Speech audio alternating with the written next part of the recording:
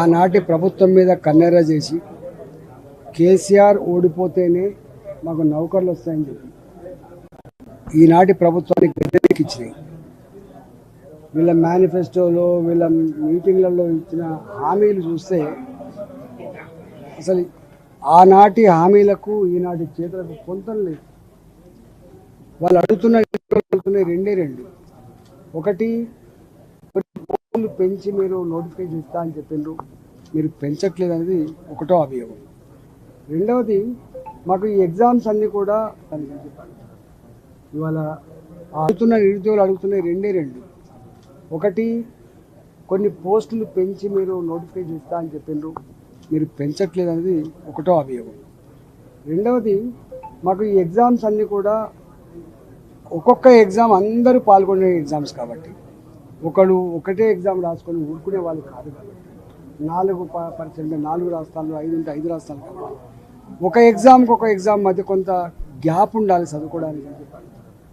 ఇవాళ ఆ విద్యార్థులు ఇళ్లల్లో దీక్ష చేస్తున్నారు, ఇవాళ బయట దీక్ష చేస్తున్నారు. ఎక్కడ పడితే అక్కడనే అరెస్ట్ చేస్తున్నారు, కొడుతున్నారు, తిడుతున్నారు. వాళ్ళు అనుభవిస్తున్న నరకం చూస్తే బాధ అనిపిస్తుంది.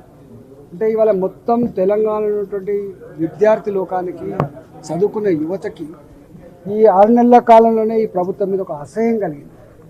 అంటే రేవంత్ రెడ్డి ఎంత మాటలు చెప్పిండో దానికి విరుద్ధమైన పరిపాలన కొనసాగుతుండే కన్నెరి చేసే పరిస్థితి వచ్చింది. ఇవాళ వాళ్ళు అడుగుతున్నారు మమ్మల్ని, అన్నా మీరు ప్రతిపక్ష పార్టీగా భారతీయ జనతా పార్టీగా మాకు మద్దతు అని చెప్పండి. సంపూర్ణంగా వాళ్ళు కోరే డిమాండ్ల మీద భారతీయ జనతా పార్టీకి పరంగా సంపూర్ణంగా మేము మద్దతు ఇస్తా ఉన్నాం. వాళ్ళు చేసే ఉద్యమాల్లో మేము పాల్గొంటామని చెప్పి చెప్తా ఉన్నాం. ఇప్పటికే మా బీజేవైఎం తెగించి ఇలా లాఠీ ఛార్జీలు చేసినా, కేసులు పెట్టినా, జైళ్ల పాలు చేసినప్పుడు కూడా కొట్లాడుతూ ఉంది. మేము వెంట ఉంటామని చెప్పి తెలియజేస్తా ఉన్నా. ప్రభుత్వం కూడా బేసిజాలకు పోకుండా తక్షణమే వాళ్ళ డిమాండ్ని ఆమోదించమని చెప్పి నేను డిమాండ్ చేస్తున్నాను.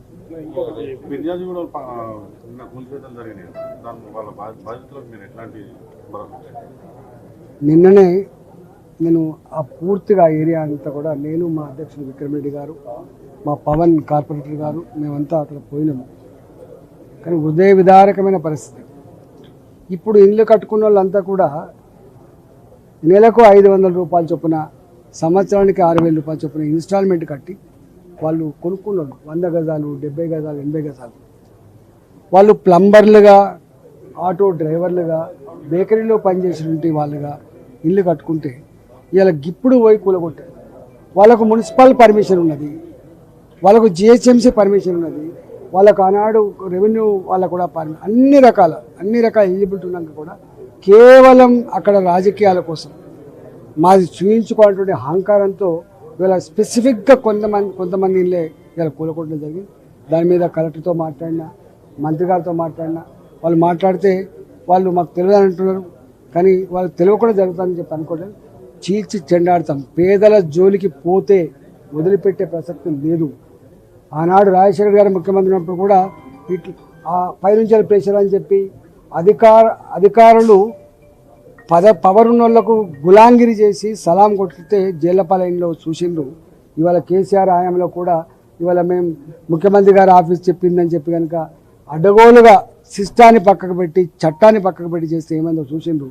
ఇవాళ కూడా చిన్న పెద్ద నాయకులు కనుక ఏదైనా అక్రమమైన పని చెప్తే, ప్రజలను దౌర్జన్యం చేసే పని చెప్తే మళ్ళీ ఆ పనిలో పాల్గొంటే వీళ్ళకు కూడా అదే గతి పడుతుందని చెప్పి హెచ్చరిస్తూ ఉన్నాను.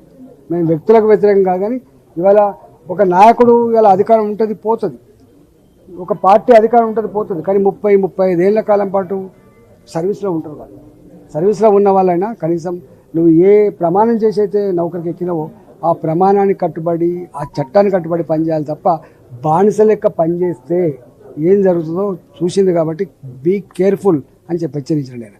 నేను హెచ్చరించడం తప్పకుండా వాళ్ళకి సంపూర్ణంగా అండగా ఉంటాం. భారతీయ జనతా పార్టీ ఈ జిహెచ్ఎంసీ పరిధిలో పేదల ఇళ్లను కూల్చివేస్తే, పేదల జీవితాలతో ఆడుకునే ప్రయత్నం చేస్తే క్షమించే ప్రసక్తి లేదు. వాళ్ళని జేజమ్మతో అయినా కొట్టాడే ప్రయత్నం చేస్తున్నాం.